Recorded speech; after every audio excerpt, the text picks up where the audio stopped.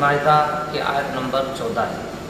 آیت یہ ہے فَأَغْرَيْنَا بَيْنَهُمُ الْعَدَاوَةَ وَالْبَغْضَاءَ إِلَى يَوْمِ الْقِيَامَةِ وَسَوْفَ يُنَبِّئُهُمُ اللَّهُ بِمَا كَانُوا يَصْنَعُونَ۔ اللہ تعالیٰ فرماتا ہے پھر ہم نے ان کے بیچ قیامت کے دن تک کے لیے نفرت ڈال دی ہے، اور اللہ جلد انہیں تباہ کرے گا اس چیز کے بدلے جو کچھ وہ کرتے تھے۔ یہ آیت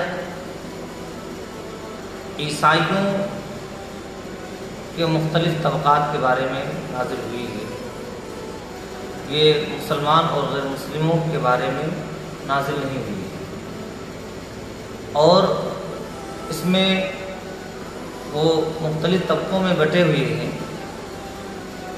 اور اللہ تعالیٰ نے یہ بتلا دیا کہ تحسبهم جميعا وقلوبهم شتى، کہ تم ان کو ایک جانتے ہو جبکہ ان کے دل مختلف ہیں، وہ سب سے الگ تھلگ ہیں۔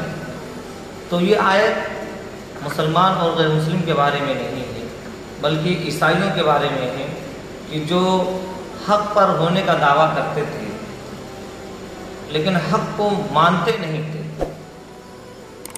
وہ اسلام کو سمجھتے بھی تھے، تو اگر اسلام کو سمجھتے تھے ایمان نہ لاتے تو کم از کم اسلام کے خلاف سازش بھی نہ کرتے۔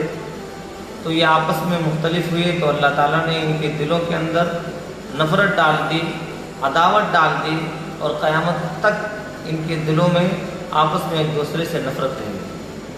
اللہ سے دعا ہے کہ ہمیں صحیح سمجھ کی توفیق عطا فرمائے۔